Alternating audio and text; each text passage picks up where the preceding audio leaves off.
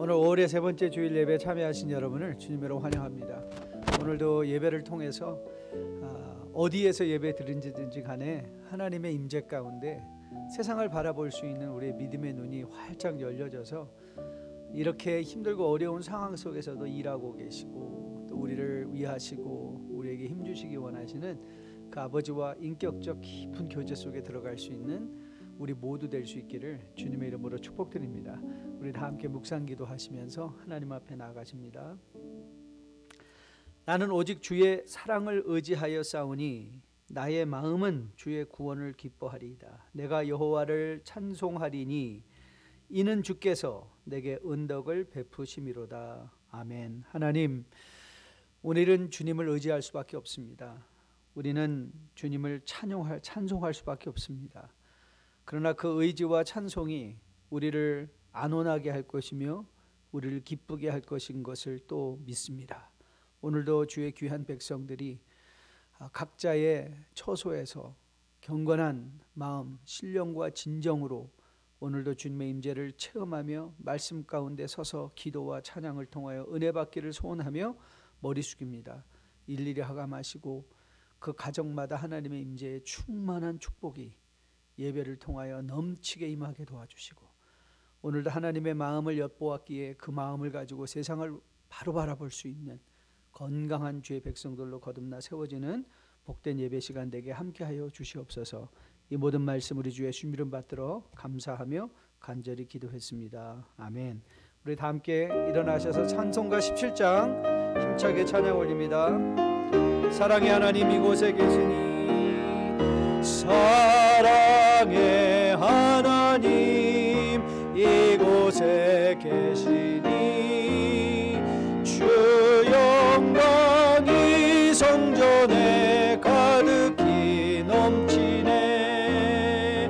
거룩한 주님 앞에 죄인 된 우리들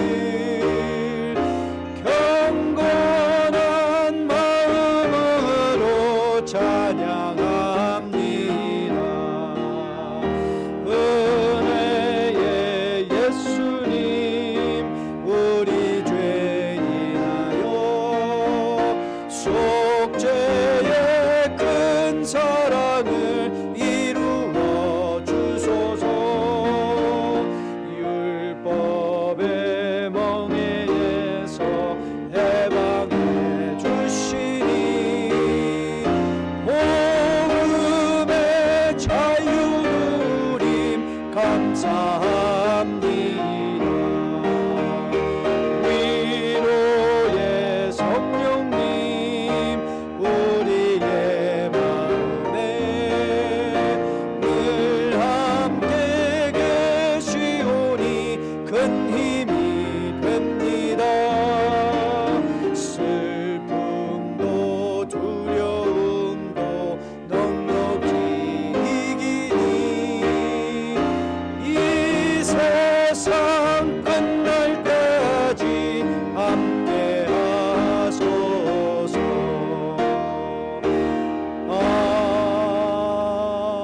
아멘. 사도신경으로 신앙 고백하십니다. 나는 전능하신 아버지 하나님 천지의 창조주를 믿습니다. 나는 그의 유일하신 아들 우리 주 예수 그리스도를 믿습니다. 그는 성령으로 잉태되어 동정녀 마리아에게서 나시고 본디오 빌라도에게 고난을 받아 십자가에 못 박혀 죽으시고 장사된 지 사흘 만에 죽은 자 가운데서 다시 살아나셨으며 하늘에 오르시어 전능하신 아버지 하나님 우편에 앉아 계시다가 거기로부터 살아있는 자와 죽은 자를 심판하러 오십니다.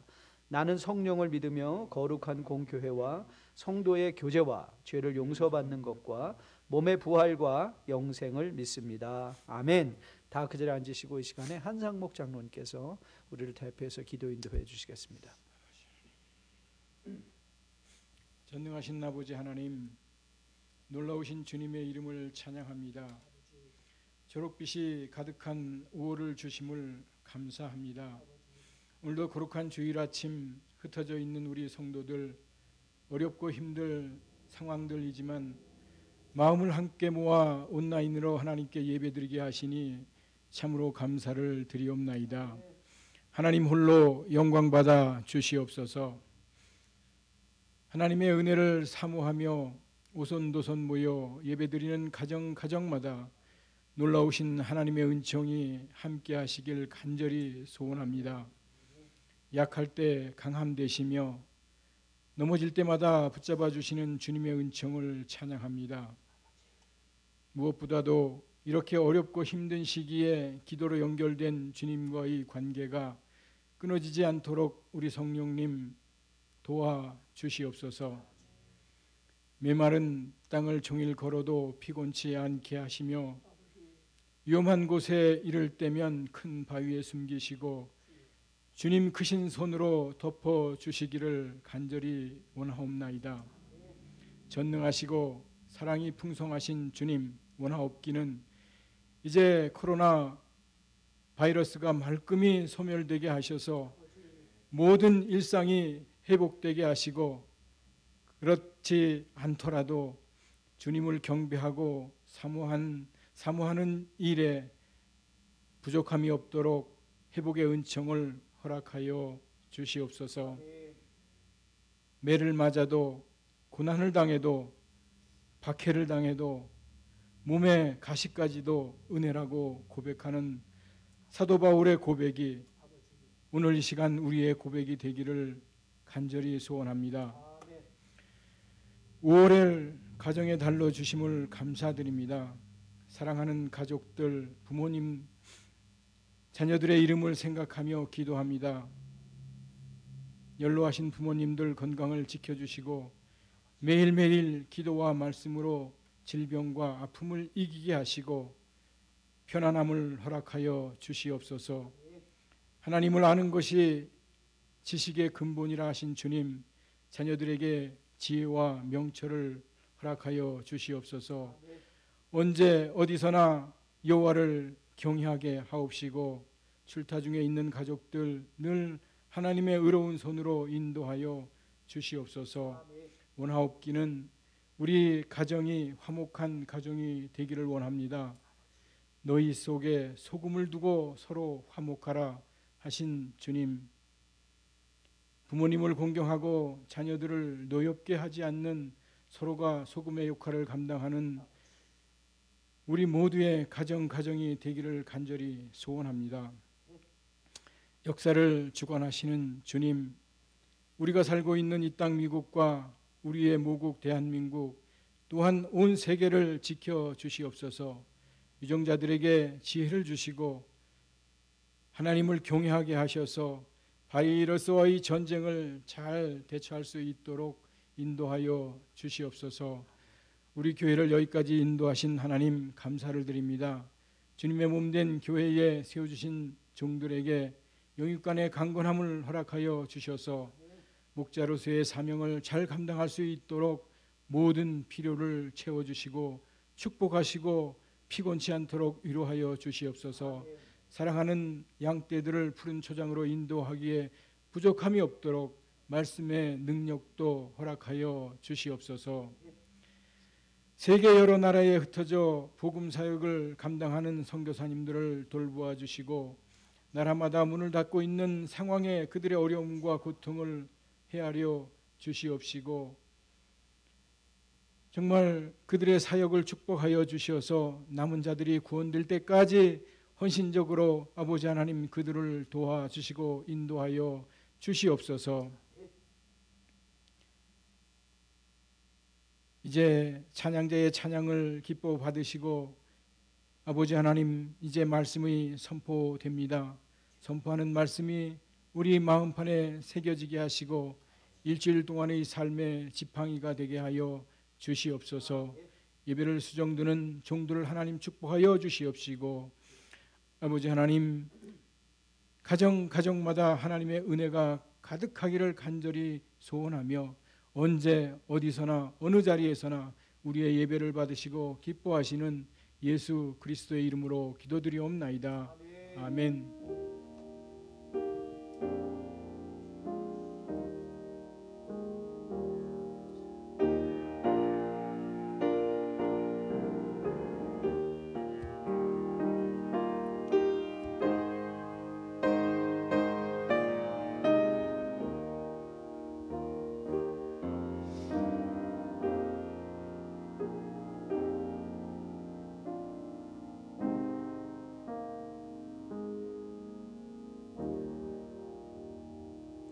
우리 다 함께 일어나 성금 봉헌하는 시간 갖도록 하겠습니다.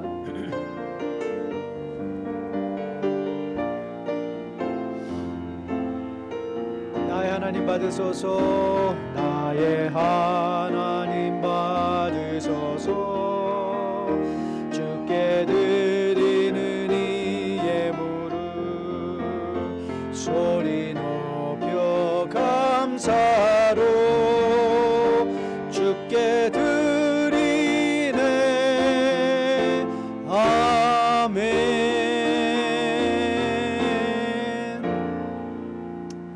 아버지, 이렇게 열악한 형편 가운데서도 과부의 2렙돈으로 주님 앞에 드리는 그 심정으로 주님 앞에 10의 1조로 감사헌금으로 주일헌금으로 선교헌금으로 올려드리는 복된 손길들이 있습니다. 주님 일일이 하감하시고 그들에게 은혜를 더 베풀어 주시고 필요한 물질들로 채워지게 도와주셔서 이들이 마음에 소원하는 것처럼 이웃들과 좋은 것을 나누고 쓰고 살기에 부족함이 없는 복된 인생들로 다 삼아주시기를 소원합니다.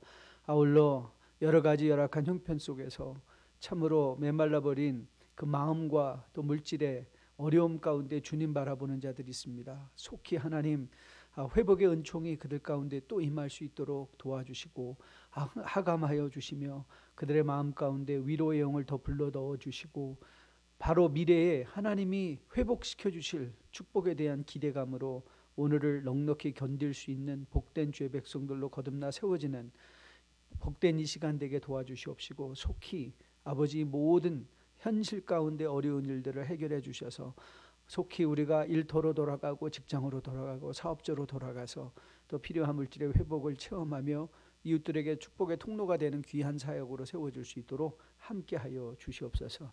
물질을 관리하는 주의 종들이 있습니다. 기도하고 공부하게 도와주셔서 쓰이는 곳에 주님의 영광이요 또한 성도들에게 보람과 가치가 되는 사역 잘 감당해낼 수 있도록 또 함께하여 주시옵소서. 이 모든 말씀 우리 주 예수 이름 받들어 감사하며 간절히 기도했습니다. 아멘. 다 그들이 앉으시고 교회 소식란 참고해 주시면 감사하겠습니다. 특별한 기도 제목은 우리가 계속해서 모든 사역들이 온라인으로 진행되고 있다는 거 기억해 주시고요. 또 온라인을 통해서 하나님의 말씀 앞에 계속 섬으로 말미암아 세상을 바라볼 수 있는 온전한 믿음의 눈들이 열려질 수 있게 되기를 주님의 이름으로 축복드립니다. 특별히 온라인과 관계에 대해서 저희가 유튜브로 많은 예배들을 올리고 실시간 생중계를 하고 있는 중에 있는데요. 여러분들의 구독 신청이 도움이 많이 됩니다. 제가 유튜버들이 왜 이렇게 구독해 주세요 라는 말을 하는지 알게 되었는데요.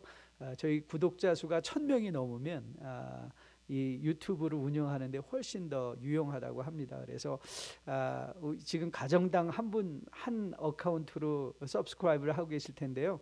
부부들이 각자 핸드폰을 통해서 서브스크라이브 해주시고요.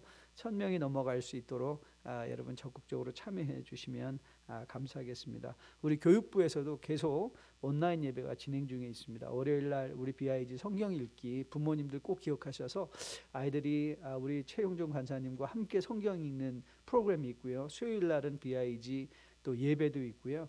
NRG 또 우리 하가 피그 간사님들이 계속해서 영상으로 아이들과 컨택할 수 있는 프로그램들을 준비해서 올리는 중에 있습니다. 계속해서 적극적으로 자녀들 잘 권면하셔서 말씀에 참여할 수 있도록 참여해 주시면 감사하겠습니다. 교회 올 수 없는 환경임에도 불구하고 또 우리 안수 집사님들 캔푸드 드라이브를 하고 계시는데 또 여러 가지 모양으로 참여해 주시는 분들 정말 감사드립니다. 물질로도 풍성하게 참여해 주시고 계시고요. 또 가끔 교회 들려서 캔푸드를 두고 가시는 분들도 있습니다. 적극 동참하셔서 우리가 6월 첫 주까지 진행할 예정이니까 또 많은 분들에게 좋은 도움이 될 수 있도록 함께 참여해 주시기를 다시 한번 부탁드립니다.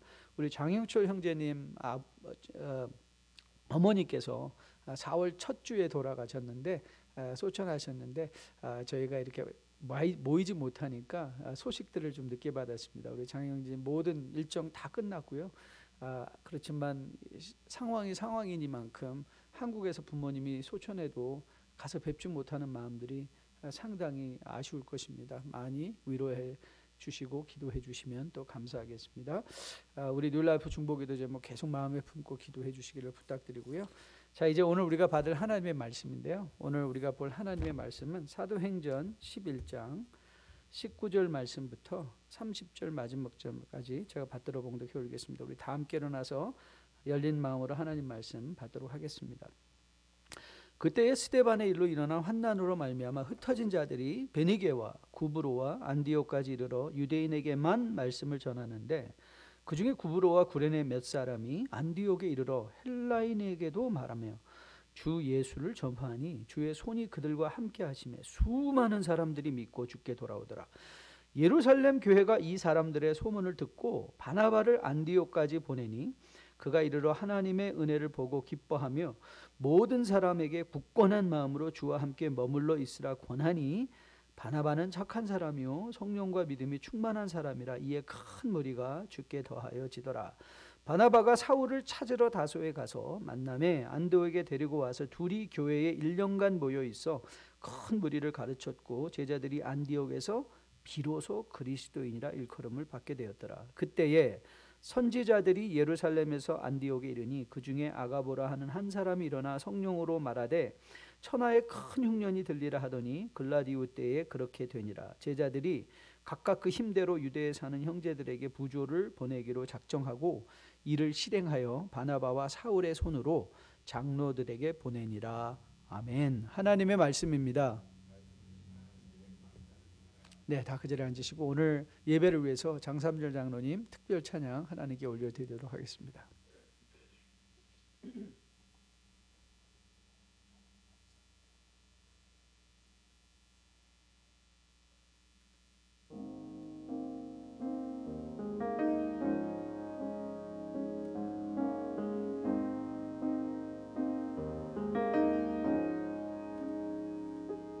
어둠 속에 매이던 내 영혼 갈 길 몰라 방황할 때에 주의 십자가 영광의 그 빛이 나를 향해 비추어 주셨네. 주홍빛보다 더 붉은 내 죄 그리스도의 피로 씻기어 완전한 사랑 주님의 은혜로 새 생명 주께 얻었네. 은혜 아니면 나서지 못하네. 십자가의 그 사랑 능력 아니면 나서지 못하네. 은혜 아니면 나서지 못하네. 놀라운 사랑 그 은혜 아니면 나서지 못하네.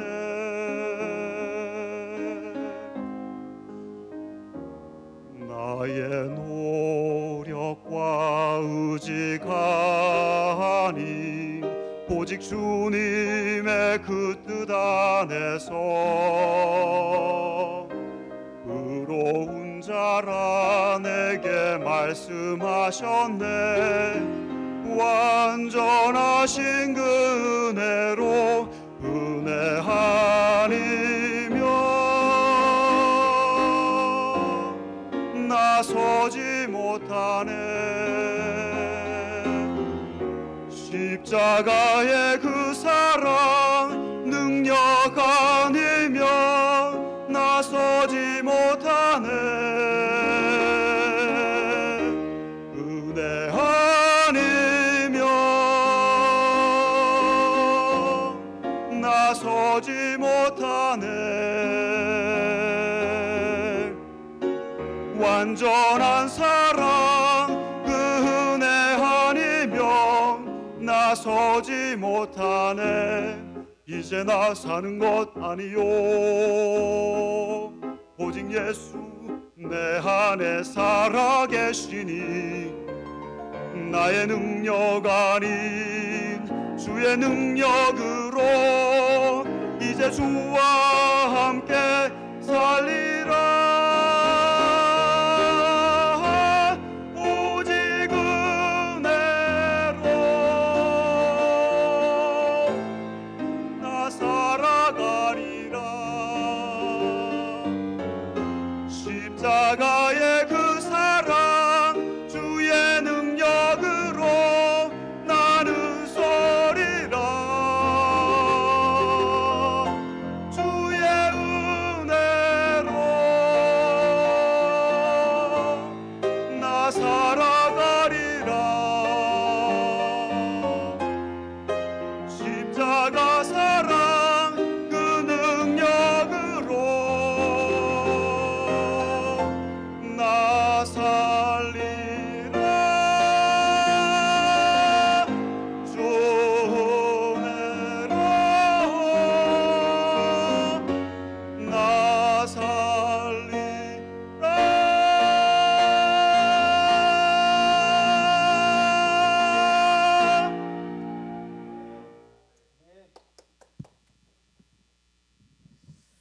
감사합니다. 정말 우리가 매일 주님의 은혜로 복되게 살아낼 수 있으면 참 좋겠습니다.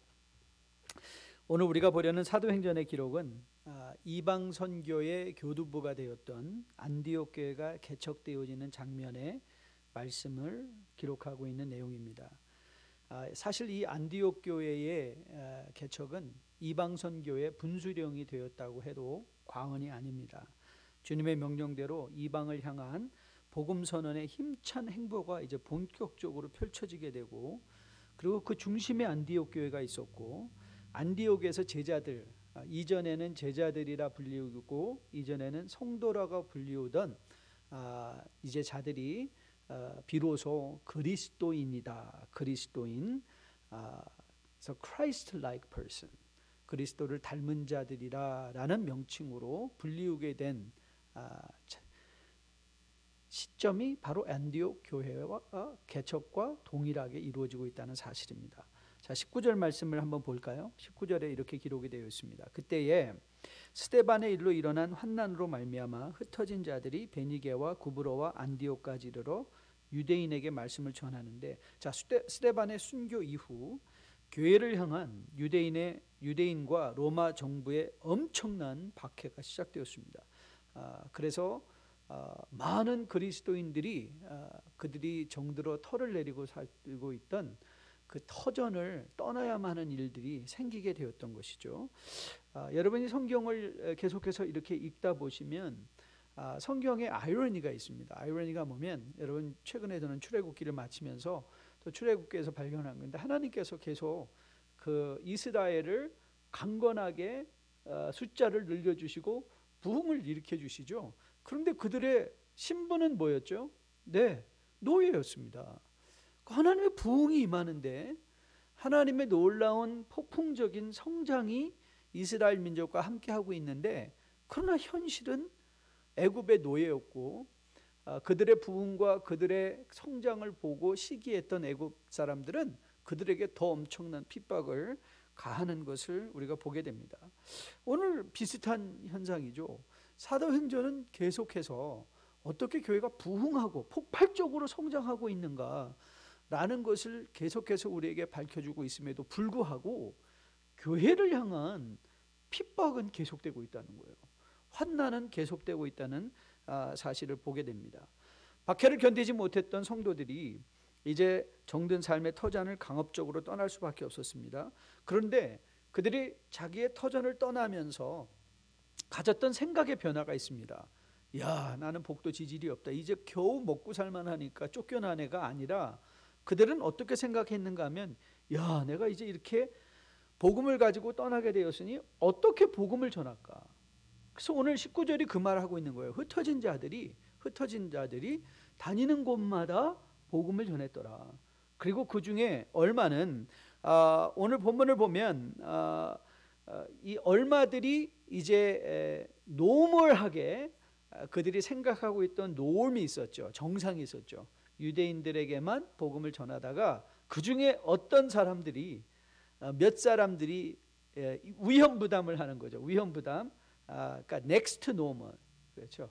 우리가 지금 코로나 바이러스 사태를 맞이하면서 우리는 노멀이 없어져 버렸잖아요. 정상이 지금 확 다 흔들려 버렸잖아요. 그래서 새로운 정상이 생기는 게 아니라 next normal, 다음의 정상을 향해서 가고 있는, 사실 우리가 지금 과도기를 살고 있다고 해도 과언이 아닌 것이죠. 새로운 정상들이 정착되기 위한, next normal이 정착되기 위한, 그래서 그 가운데 얼마가 위험 부담을 하며 헬라인들에게 복음을 전했더니 안디옥에 이르러서 어떤 일이 일어났어요? 폭발적인 또 복음의 수용이 일어나기 시작했던 거예요. 저는 이런 면에서 참 믿음이 좋습니다. 저 자신도 그랬던 것 같아요. 예수 믿고 40년 전에 30년 전에 예수님을 믿고 영접했을 때 저의 상황은 하나도 변한 게 없었습니다. 그럼에도 불구하고 그 상황을 바라보는 눈이, 이전에는 늘 피해의식을 가지고 나는 피해자야, 나는 부모를 잘못 만났어, 나는 왜 이렇게 나이가 들어서 미국에 와가지고 영어도 이렇게 힘들게 해야 되고, 모든 것을 다 피해자로 자기 자신을 피해의식 속에 갖추어 놨다면, 믿음이 저에게 해줬던 놀라운 은총과 축복은 뭐냐면 바로 그것이 나에게 인생에 주어진 중대한 기회였다는 것을 보게 되고, 불평과 원망이 아니라 현재를 수용하고 어떻게 나를 성숙시킬 수 있을까, 어떻게 나는 하나님의 목적, 나를 향한 하나님의 목적을 깨닫고 그 하나님의 목적을 이루는 삶을 살 수 있게 될까라는 이 긍정적인 영적인 관점을 갖게 된 것이 저는 믿음의 가장 축복된 축복이었다고 저는 생각합니다. 저는 여러분에게도 오늘 사도행전에 일어나고 있는, 아니 각 사람들의 삶에 일어난 이런 놀라운 은총, 믿음의 축복들이 지금 자기의 정든 터전을 다 빼앗겨 버리고 강압적으로 이사 가야만 하는 그런 상황 속에서라도 그것이 오히려 복음을 전할 수 있는 기회임을 생각하며 복음을 전할 수 있었던 그 마음의 여유들을 우리가 살펴보면서 이 코로나 바이러스 사태를 우리가 바라보는 우리의 눈이, 야, 하나님은 우리에게 어떤 축복을 주시려고 이 환난의 기간을 지나게 하실까? 우리 가정은 이걸 통하여 어떻게 하나님이 세워주시는 넥스트 노멀, 우리 가정의 넥스트 노멀, 다음에 우리가 마땅히 서 있어야만 하는 합당한 모습이 무엇일까를 말씀을 묵상하면서 한번 주님과 인격적 깊은 교제 속으로 들어갈 수 있는 여러분과 저 될 수 있게 되기를 주님의 이름으로 축복드립니다.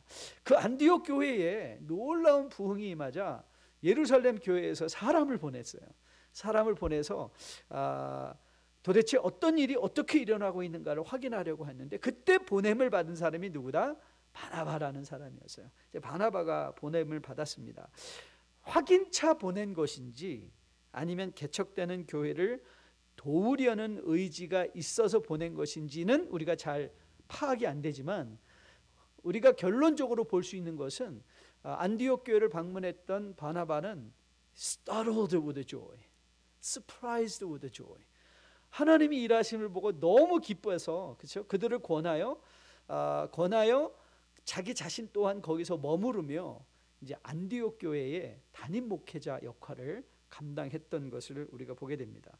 그러면서 바나바가 안디옥 교회를 교훈한 내용이 무엇인가 하면 굉장히 중요한데요.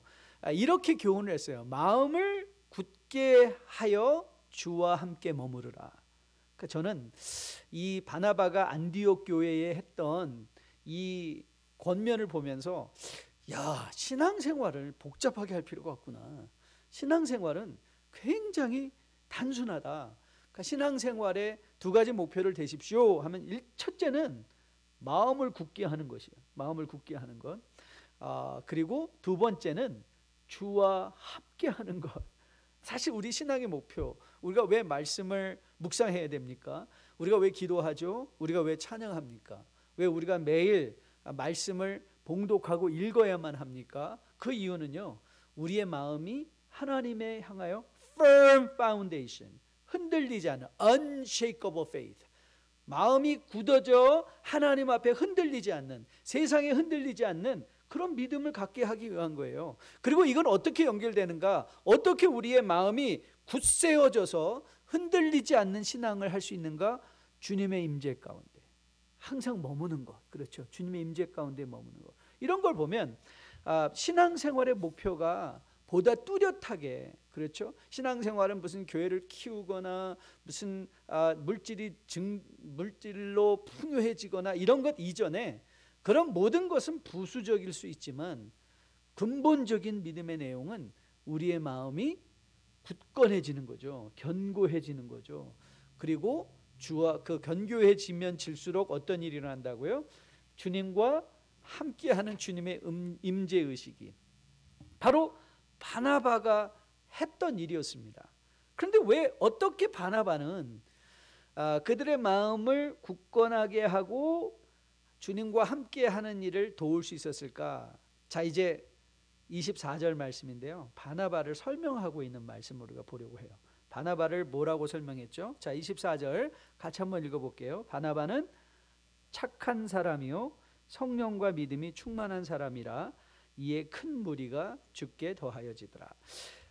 사실 바나바는요, 우리가 전반부에만 2차 전도, 바울의 이제 2차 전도 여행까지만 등장하는 인물이지만 초대교회에서는 매우 중요한, 또 사도행전에서는 매우 중요한 사람인 것 같아요. 왜냐하면 바나바가 그의 사람됨을 설명되어짐에 있어 2번이나 그가 소개되고 있다는 사실을 우리는 사도행전을 통해서 보게 되죠.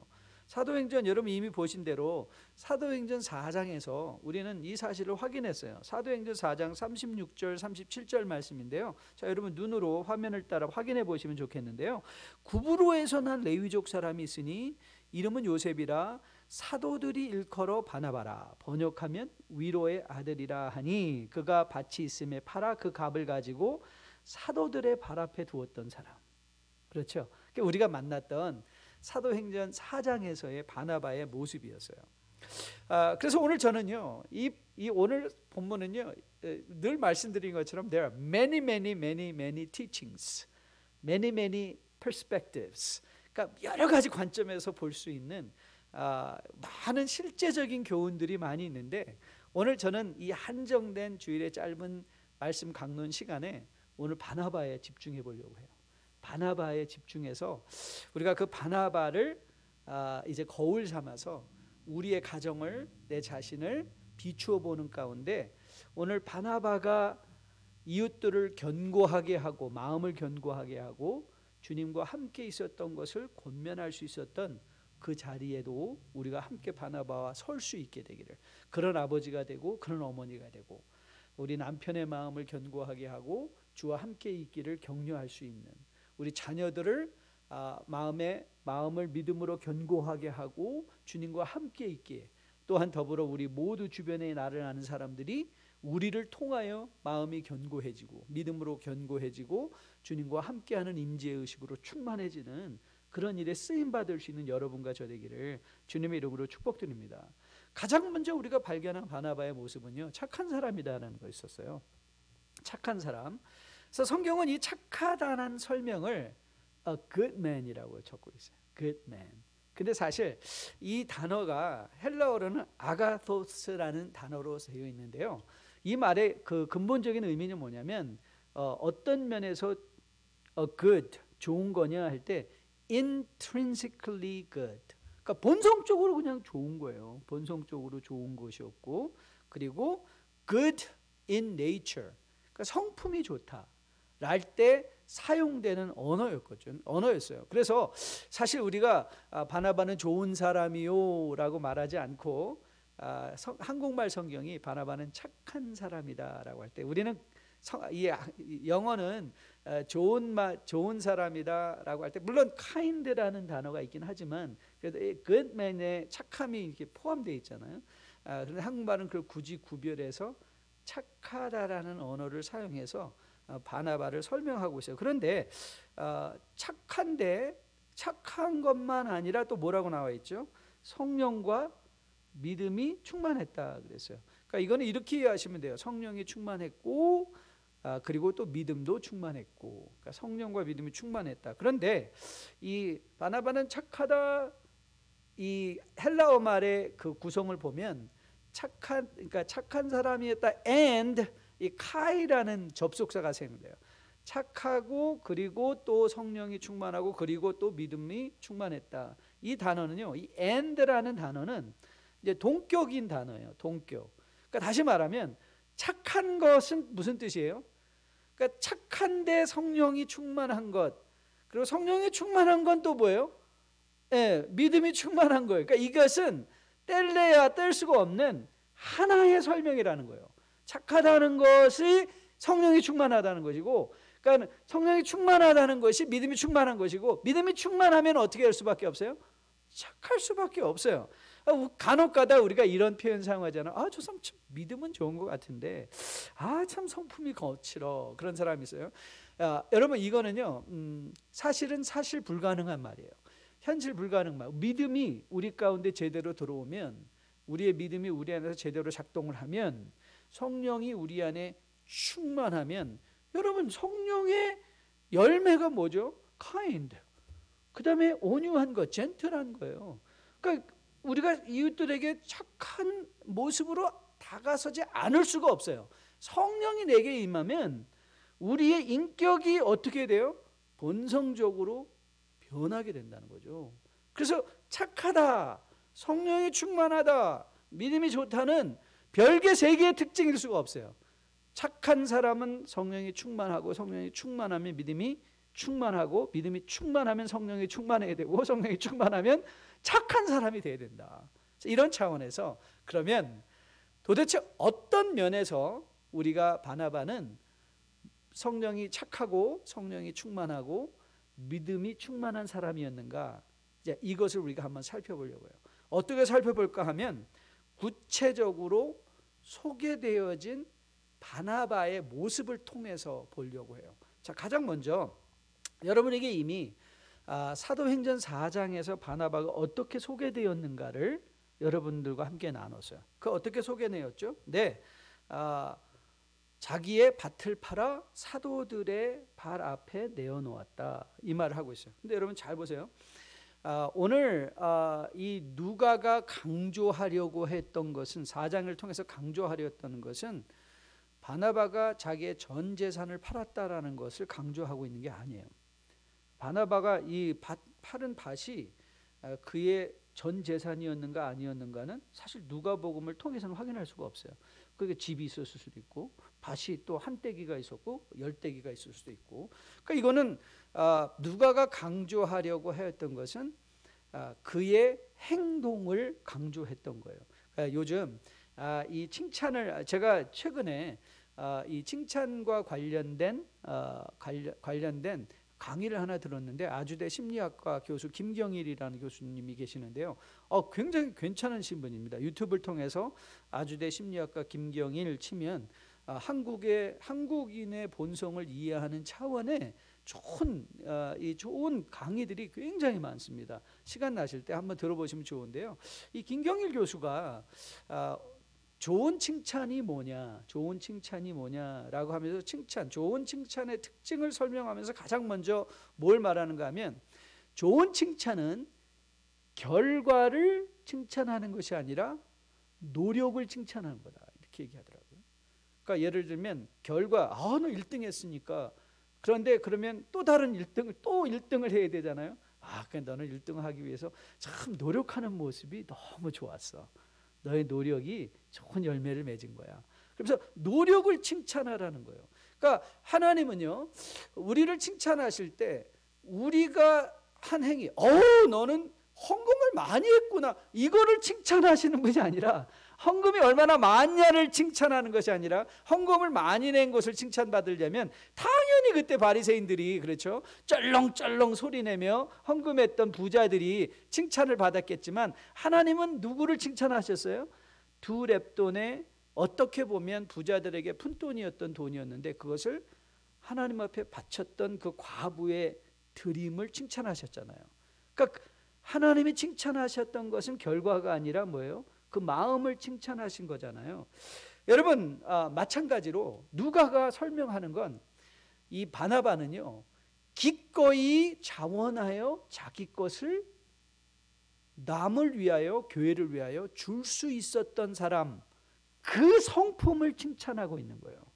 다시 말하면 착한 사람의 특징 첫 번째, 넘버 원, 착한 사람은요 희생할 줄 아는 사람이에요. 착한 사람은 희생할 줄 아는 사람이에요. 여러분 보세요. 안디옥 교회에 누구를 보낼까라고 말했을 때 이 초대교회가 제일 먼저 떠올렸던 사람이 누구였어요? 바나바였어요. 바나바. 여러분 생각해 보십시오. 예루살렘은 그 당시에 믿음의 센터였어요. 그렇죠?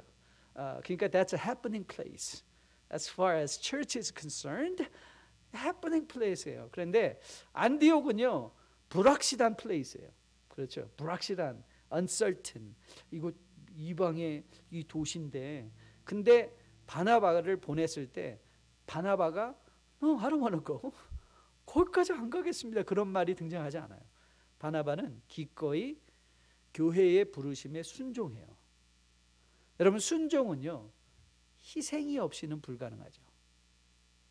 순종은 희생이 없이는 불가능하죠. 그러니까 착한 사람은 순종하는 사람인데요, 순종하는 사람은 기꺼이 자기 것을 내려놓을 줄 아는 희생하는 사람이에요. 여러분 예수 그리스도를 생각해 보세요. 예수 그리스도는 우리 모든 착함의 대표격 우리가 닮아야 되는 착함의 성품을 소용하지 않으셨습니까? 여러분 예수님 하면 우리가 딱 떠오르는 게 뭐예요? 십자가의 희생, 십자가의 희생, 십자가의 그 사랑. 오늘 우리가 찬양을 통해서 확인받은 것처럼 십자가의 그 사랑, 그 사랑인 거예요. 여러분 오늘 보면 예루살렘 교회가 이 바나바가 충분히 이렇게 순종하고 안디옥 교회의 덕이 될 것이라는 것을 알고 있던 사람, 인정받은 사람이었어요. 착함으로 인정받은 사람. 그리고 더불어 우리는 그의 이름의 의미가 위로의 아들이라라는 말을 통해서 그가 위로자였던 것을 알고 있어요. 여러분 누군가가 우리를 통하여 위로를 받는다는 것은 바로 우리가 그 사람을 위하여 어떤 수고를 감당했다는 거예요. 그러니까 수고 없는 위로는 불가능해요. 그러니까 누군가를 위로했다라고 하면, 내가 누군가에게 위로받았다라는 것은 그 상대방이 나를 위하여 무언가 수고를 한 거예요. 희생을 한 거예요. 그 희생이 우리를 감동시키고 그 희생이 우리를 세우고 회복시키는 힘인 것이죠. 그렇기에 저는 오늘 여러분과 저가 바나바를 만나며 이 교훈, 바나바가 착한 사람이었구나, 그 사람이 성령 충만한 사람이구나, 그 사람이 믿음이 충만한 사람이었구나, 그 사람은 희생적인 사람이었구나, 이 교훈을 여러분이 놓치지 않게 되기를 주님의 이름으로 축복드립니다. 착한 사람은 희생하는 사람입니다. 두 번째 착한 사람의 특징이 또 하나 있습니다. 착한 사람의 특징은요, 독불장군이 아니라 함께하는 사람이 착한 사람입니다. 착한 사람은 함께하는 사람입니다. 자, 오늘 본문 25절 26절 말씀이죠. 바나바가 사울을 찾으러 다소에 가서 만남에 안디옥에 데리고 와서 둘이 교회에 1년간 모여 있어 큰 무리를 가르쳤고, 제자들이 안디옥에서 비로소 그리스도인이라 일컬음을 받게 되었더라. 여러분 기억하시죠? 사울이 열정적으로 복음을 전하려 하였으나 그의 전력으로 말미암아 의심당했잖아요. 사람들이 사울? 저 사람은 우리 믿을 수 없어. 저 사람 우리를 잡으려던 사람이었잖아. 그런데 여러분 그 사울을 변명해 줬던 사람이 누군지 아세요? 바나바였습니다. 그래서 사도행전 9장에 가면 사도행전 9장 26절 27절 여러분 눈으로 화면에 등장하는 구절을 확인해 보시면 이렇게 설명이 되어 있어요. 사울이 예루살렘에 가서 제자들을 사귀고자 하나 다 두려워하여 그가 제자됨을 믿지 아니하니 바나바가 데리고 사도들에게 가서 그가 길에서 어떻게 주를 보았는지와 주께서 그에게 말씀하신 일과 다메섹에서 그가 어떻게 예수의 이름으로 담대히 말하였는지 뭐했다? 전했다. 예루살렘에 사울을 소개한 사람이 누구였어요? 바나바였어요. 바나바.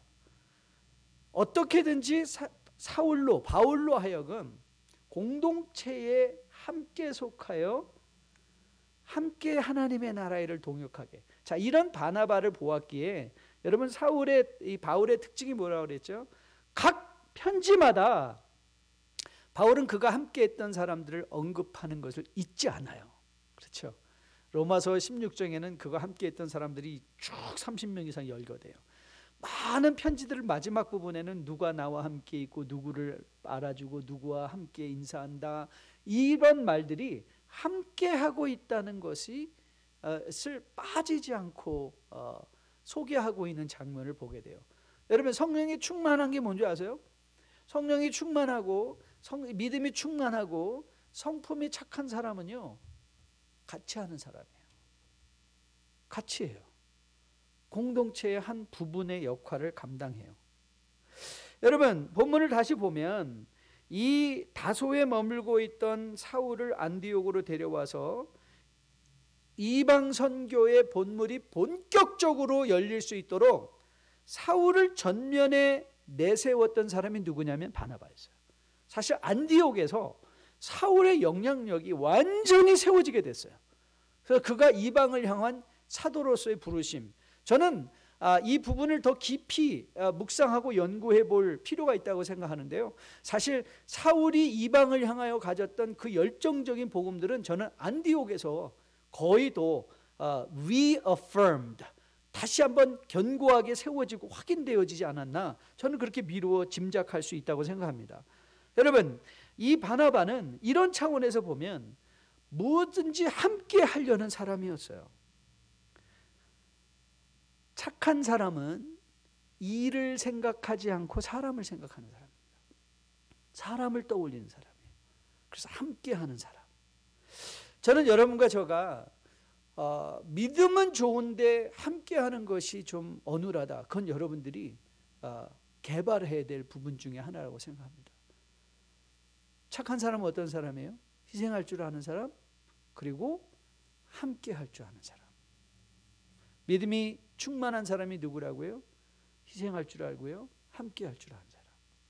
저는 여러분과 저가 이런 구체적인 교훈들이 우리의 마음밭에 다시 한번 새겨지기를 주님의 이름으로 축복드립니다. 마지막 세 번째 특징이 있습니다. 바나바를 통해서 발견하는 착한 사람, 믿음이 충만하고 성령이 충만한 사람의 세 번째 특징이 있는데, 그것은 행동할 줄 아는 겸손한 사람이라는 거예요. 행동할 줄 아는 겸손한 사람. 자, 우리는 이미 바나바가 그의 밭을 팔아 사도들의 발 앞에 내려놓았다, 행동했다, 그렇죠? 교회에서 그를 불러 어쩌면 안디옥이라는 한직을 향하여 보냈을 때 기꺼이 그가 순종하여 아무 말 없이 갔다.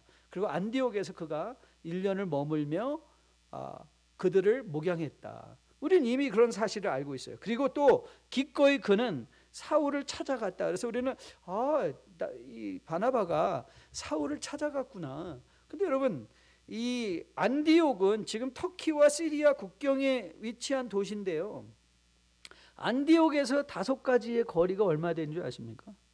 안디옥에서 5가지의 거리가 무려 226km였습니다. 상상해 보세요. 우리가 지금 226km 정도면 뭐 차 타고 한 몇 시간이면 가면, 우리가 뭐 80km, 70km로 간다고 하면 뭐 3-4시간이면 가겠네, 그런 길 아니에요? Imagine you walking. 걸어가는 거예요. 걸어가는 거예요. 여러분 저는 이렇게 생각해서 사울 데려다 쓰면 좋겠지만 이거 뭐 어떻게 226km나 걸어가는 거죠? 가려면 한참 걸리겠는데. 누군가 보낼까? 아니에요. 누가 직접 찾아갔어요? 바나바가 자신이 직접 찾아갔어요. 바나바가 어떤 사람이라고요? 행동하는 사람이에요. 근데 그 행동이요, 사울을 데려다가 그가 자신의 밑에 두려 하지 않았어요. 저는 사울의 가르침을 제일 앞에 앉아서 affirming하게 확인하며 들었던 사람이 바나바였을 거라고 생각을 해요. 바나바가. 그래서 어떻게 하죠? 기꺼이 바나바는 여러분들이 이제 사도행전의 이름의 순서를 보면 아주 재밌는데요, 베드로가 등장하고요, 그 다음에 바나바가 등장하고, 바나바와 사울이라는 말이 이제 곧 이어서 바울과 바나바라고 바뀌어요, 순서가. 이렇게 바뀌어서 나와요. 누가가 의도적으로.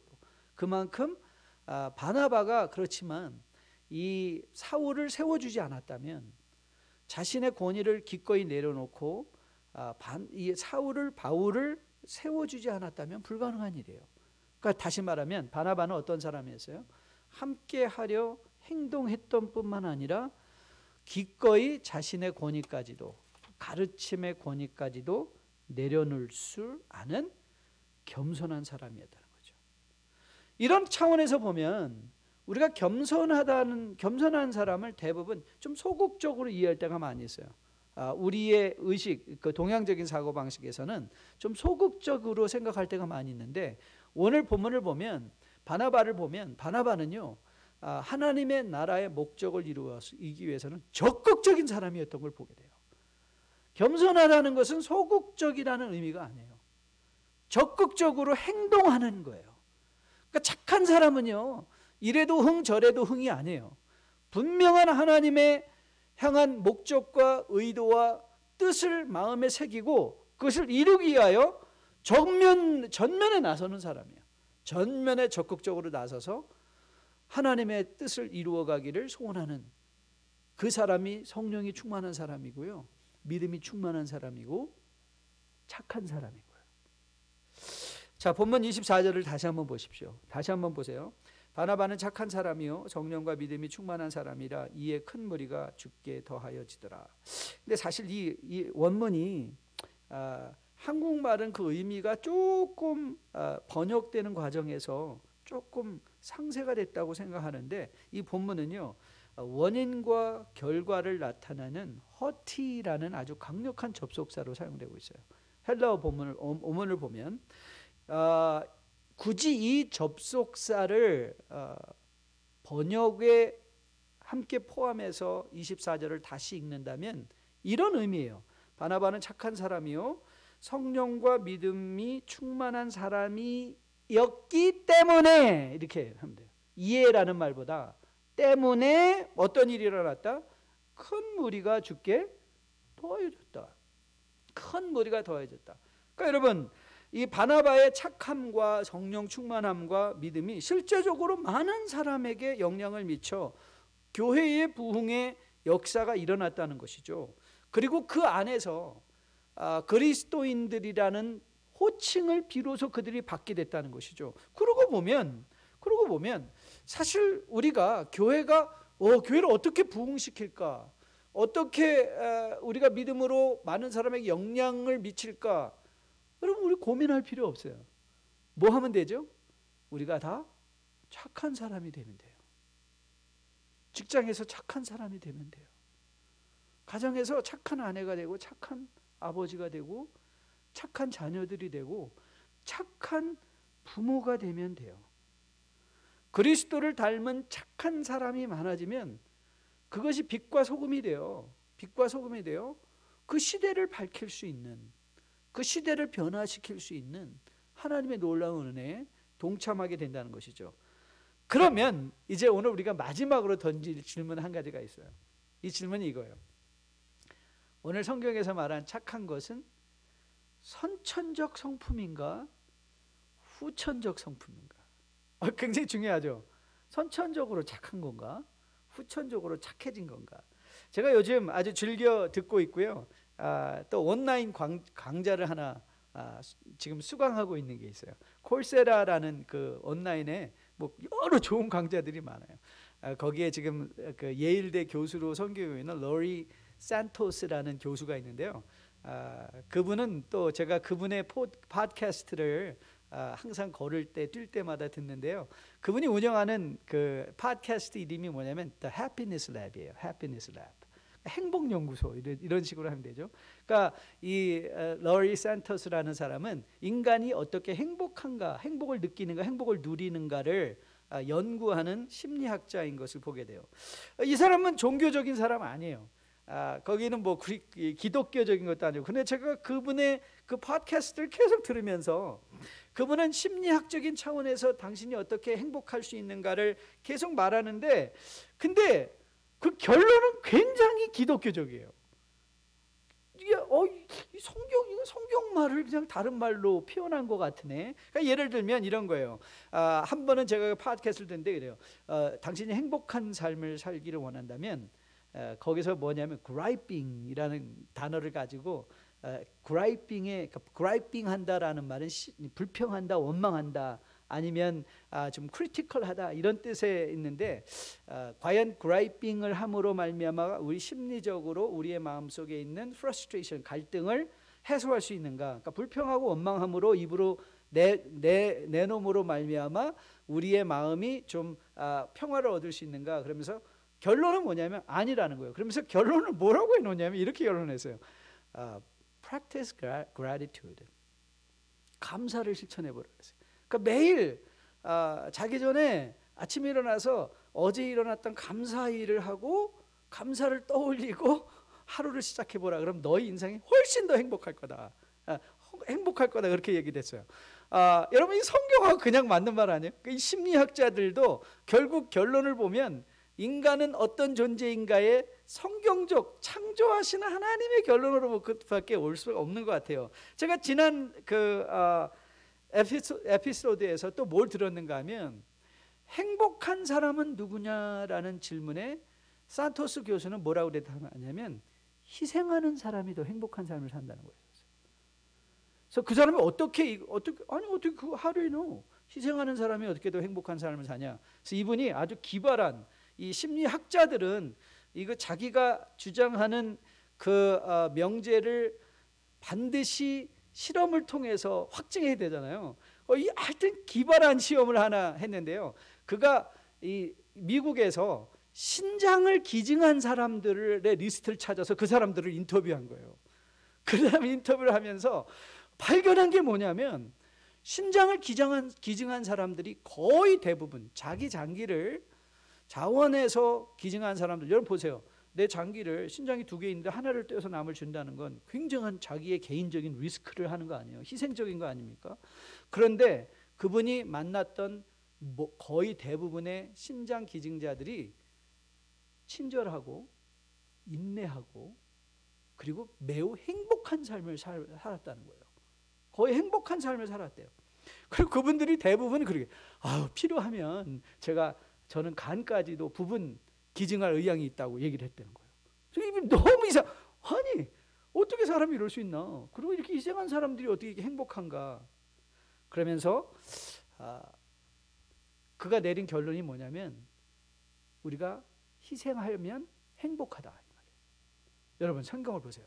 성경이 우리에게 희생하는 십자가의 희생을 살아라, 십자가의 삶을 살아라 한 이유가 우리는 항상 그걸 의무로 생각하잖아요. 의무로 생각하니까 너무 힘들잖아요. 그렇죠? 의무로 생각하니까. 그런데 하나님이 우리에게 아내에게 남편에게 희생하고 복종하라 라고 말한 이유가 뭔지 아세요? 희생하고 복종하면 행복해진다니까요. 심리학자들이 그렇게 결론을 냈어요. 근데 우리는 심리학까지 안 가도 돼요. 성경에서 얘기하잖아요. 그러면서 그분이 이런 결과를 내줬어요. 무슨 결과냐면 신장을 기증했던 대부분의 사람들이 어느 날 갑자기 신장을 기증한 게 아니라는 거예요. 그 사람들은 작은 일들에 희생하는 것을 배우다가 차츰차츰 그것에 대한 기쁨과 행복을 깨달아서 어느 순간에는 자기가 알지도 못하는 사람을 위하여 신장을 기증할 수 있는 데까지 간 사람들이라고 그렇게 소개를 했어요. 저는 이 착함이 선천적이냐 후천적이냐, 저는 확실하게 후천적이라고 믿습니다. 성경은요 이미 우리가 죄인으로부터 출발한다는 것을 밝혀주고 있어요. 우리는 이미 죄인으로부터, 우리는 이기적이에요. 우리는 남을 위해서 희생하고 싶지 않아요.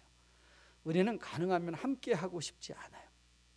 우리는 남이 행동하는 걸 좋아하지, 그리고 우리는 내 자신을 내세우는 걸 좋아하는 거지 겸손한 거는 별로 싫어하는 사람이에요. 하지만 우리 안에 임한 새로운 생명, 그리스도를 통하여 우리에게 주어진 생명은 우리의 본성을 거스르고, 그리고 우리는 거창한 일을 생각할 필요가 없어요. 우리의 매일의 삶 속에서 이 작은 희생, 그렇죠?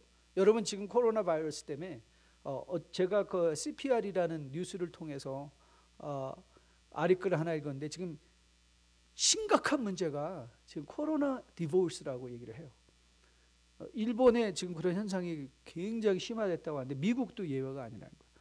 부부들이 함께 모여 있으니까, 부모 자식이 모여 있으니까 부모 자식 간에 여러 가지 관계의 불협화음들이 급기야는 이혼까지 이르게 하는 일들이 지금 비일비재. 그래서 뜻밖의 디보스 로이어들이 뜻밖의 호황을 누리고 있다고 해요. 지금 뜻밖의 호황을 누리고 있다고 합니다. 여러분 한번 상상해 보세요.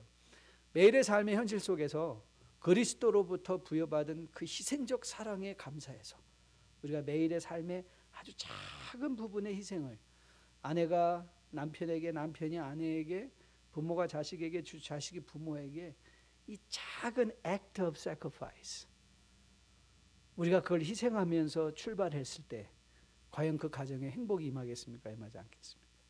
그 교회에 행복이 임하겠습니까? 임하지 않겠습니까? 그 지역에 행복이 임하겠습니까? 임하지 않겠습니까? 이건 너무 obvious한 answer가 되겠죠. 저는 다시 한번 기도합니다. 오늘 우리가 바나바를 만나보았습니다. 바나바가 성령이 충만하고 믿음이 충만했으며 착한 사람이었다는 것. 그는 곧 그리스도를 본받아 희생할 줄 알았고 함께 할 줄 알았고 행동하는 겸손함으로 그리스도와 동행한 사람이었다는 것을 보게 되었습니다. 여러분, 우리가 착하다, 믿음이, 성령이 충만하다, 믿음이 충만하다, 이런 것들은 적용하기가 쉽지 않죠. 그렇죠?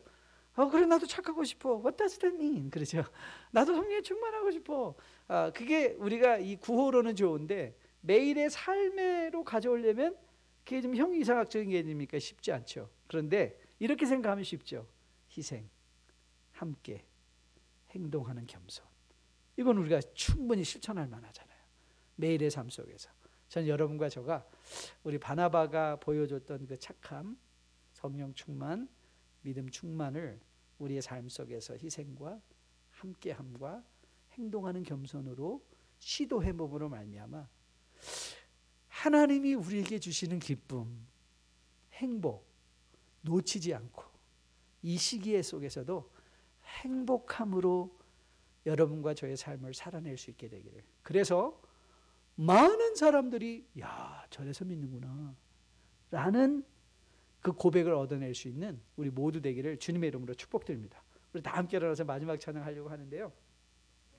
당신의 그 섬김이 천국에서 해같이 빛나리, 당신의 그 겸손이 천국에서 해같이 빛나리. 우리는 겸손하려고 하면, 섬기려고 하면 나 손해보는 거 아니야? 그 마음에 두려움이 들 때가 많이 있어요. 근데 여러분, 그런 일을 감당하면 우리가 행복해지고 그뿐만 아니라 하나님이 우리를 기억해 주시고, 그렇죠? 우리는 하나님의 자녀로 거듭나 세워줄 수 있다고 오늘 바나바는 우리에게 선언하고 있어요. 오늘 이 찬양이 우리의 기도가 되어서 더욱더 우리의 매일의 삶 가운데 희생을 두려워하지 않고 함께하기를 두려워하지 아니하며 행동하는 겸손함으로 정말 우리의 섬김이 해같이 빛나는 그런 놀라운 메시지를 전할 수 있는 우리 되기를 소원합니다. 당신의 그 섬김이, 당신의 그 섬김이 천국에서 해같이 빛나리,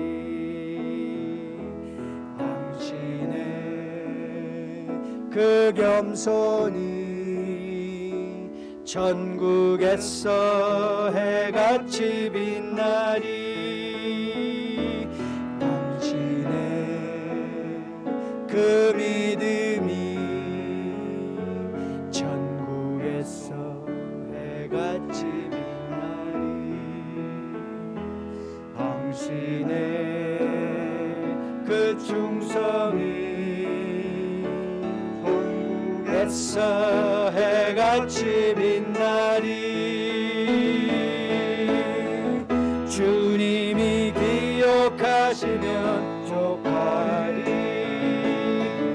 예수님 사랑으로 가득한 모습, 천사도 흠모하는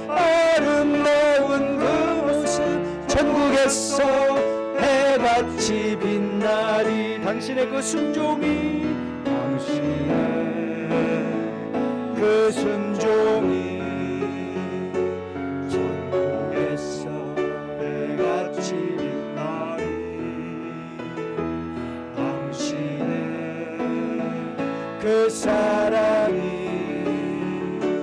천국에서 해같이 빛나리. 당신의 그 찬송이, 당신의 그 찬송이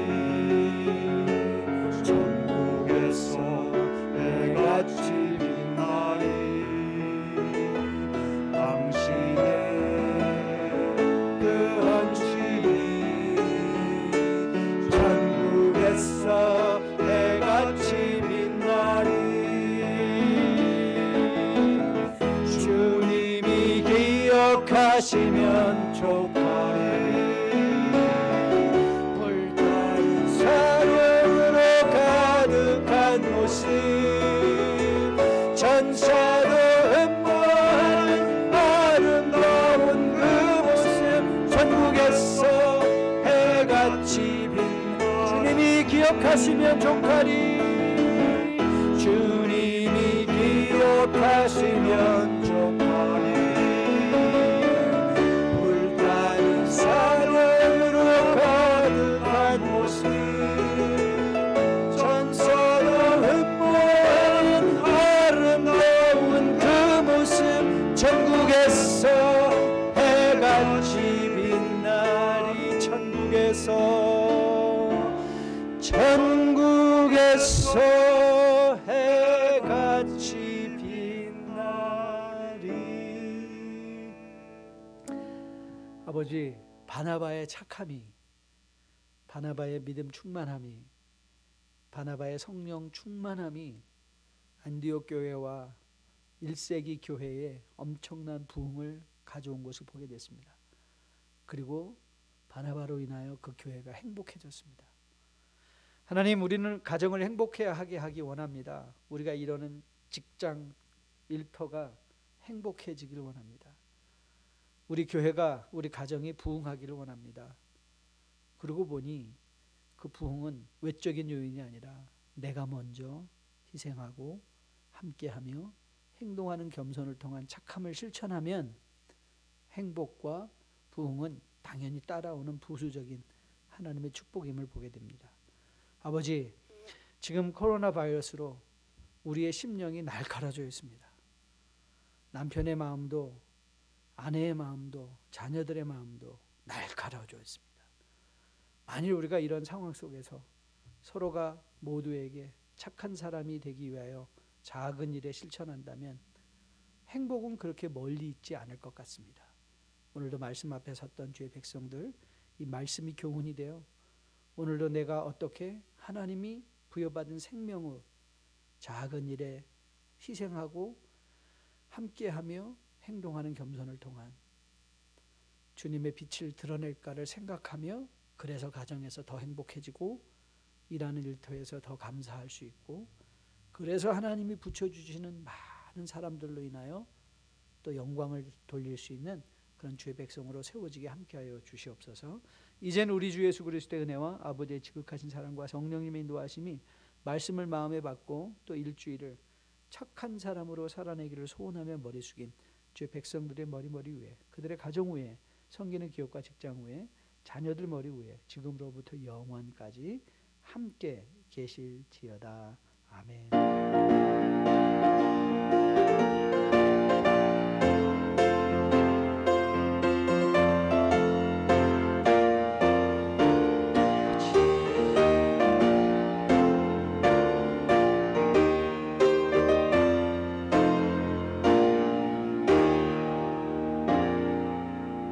또 한 주간 승리의 삶 살아내시고 화요일부터 시작하는 온라인 묵상, 또 금요일 찬양 예배, 토요일 새벽 주일 예배 잊지 않고 또 구독, 알림, 좋아요 많이 신청해 주시면 감사하겠습니다. 제가 유튜브가 된 느낌인데요.